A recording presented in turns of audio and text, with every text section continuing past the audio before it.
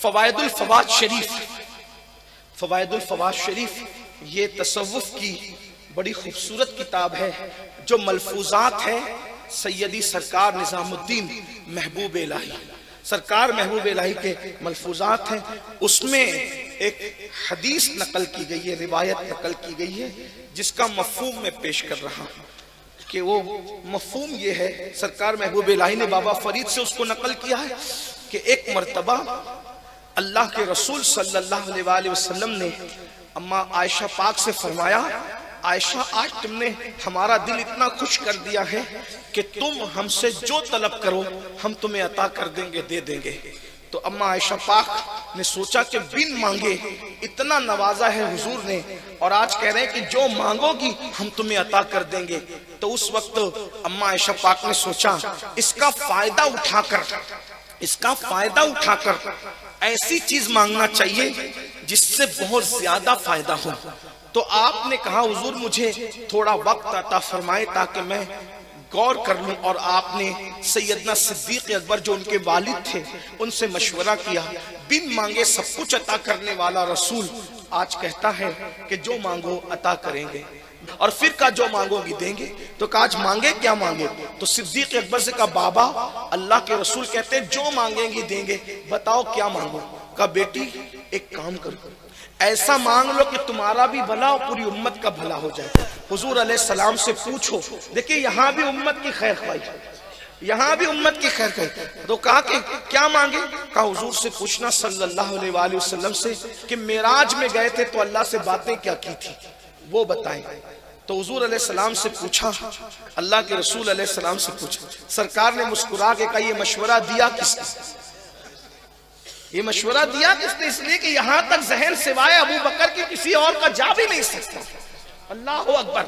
اور صدیق اکبر نے ساتھ ساتھ یہ بھی کہا تھا عائشہ حضور جو بتائیں چھپانا نہیں، مجھے بھی بتانا، یہ آپ مجھے بتاؤ گی.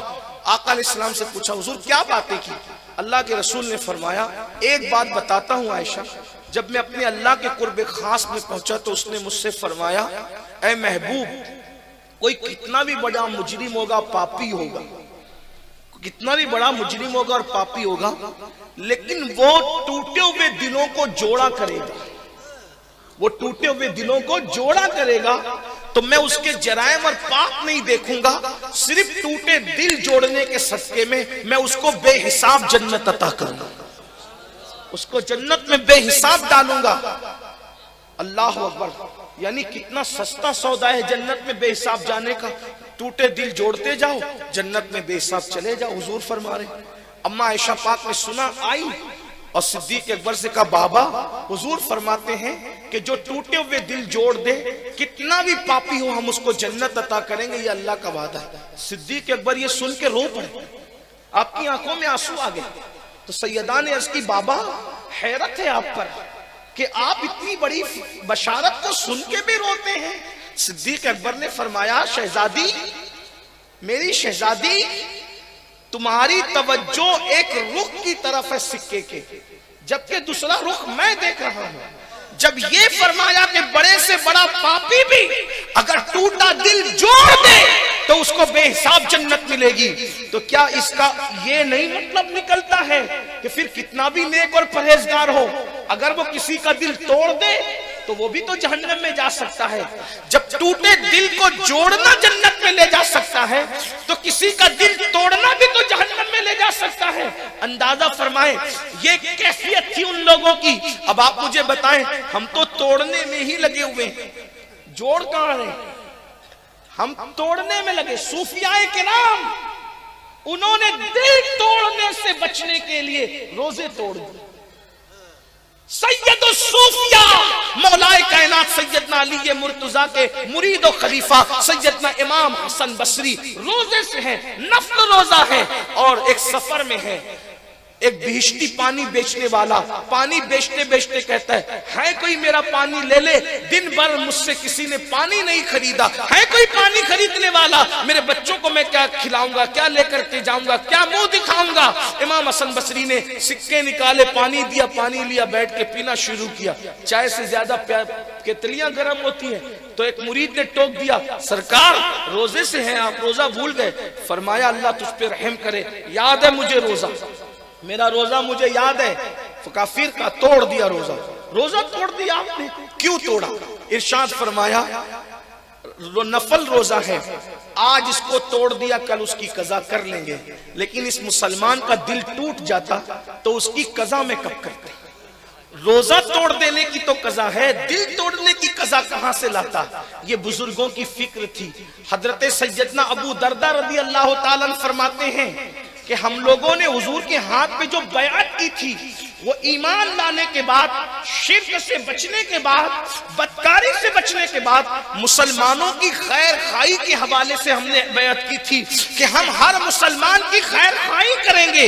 اور اللہ اکبر، ابو دردہ کی اہلیہ سیدہ ام دردہ فرماتی ہیں کہ ہم نے اللہ کے رسول علیہ السلام سے سنا کہ اگر تم کسی کو کچھ نہیں دے سکتے، کم سے کم مسلمانوں کے پیٹھ پیچھے دعا کیا کرو۔ ہم تو بد دعائیں کرنے میں لگے، ہم تو برا چاہنے میں لگے۔ مسلمانوں کسی مسلمان کے پیٹھ کے پیچھے دعا کرنے کی برکت کیا ہے؟ ام دردہ فرماتی ہے کہ جب تم کسی مسلمان کی پیٹھ کے پیچھے اس کے لیے دعا کرتے ہو تو اللہ ایک فرشتہ تم پر موکل کر دیتا ہے، ایک فرشتہ تم پر جو ہے اللہ اکبر اس کو مقرر کر دیتا ہے۔ اور جب تم کسی کو کہتے اللہ فلاں کو یہ عطا کر دے، تو تم کسی مسلمان کے لیے مانگتے ہو، مگر وہ فرشتہ وہی نعمت تمہارے لیے مانگتا ہے۔ جب تک تم مسلمان کے پیٹھ پیچھے اس کے لیے دعا کرتے ہو، وہ معصوم فرشتہ تمہارے لیے وہی دعا کو لوٹاتا ہے۔ اب بتاؤ، وہ معصوم کی دعا اور ہم گنہگار کی دعا۔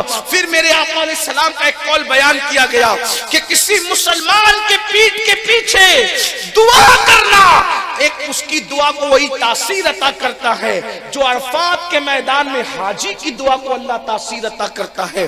آپ دیکھو نا بھائیو، کتنی نفرتوں کا ماحول ہے۔ اقبال نے کہا تھا کہ یوں تو مرزا بھی ہو، سید بھی ہو، افغان بھی ہو، تم سبھی کچھ ہو، بتاؤ کہ مسلمان بھی ہو۔ نفرتیں ہیں، جھگڑے ہیں، اختلافات ہیں، اللہ اکبر، خود غرضی کا ماحول ہے۔ کوئی مر رہا ہے تو اس کے جنازے میں جانے کی ہمیں توفیق نہیں ہے۔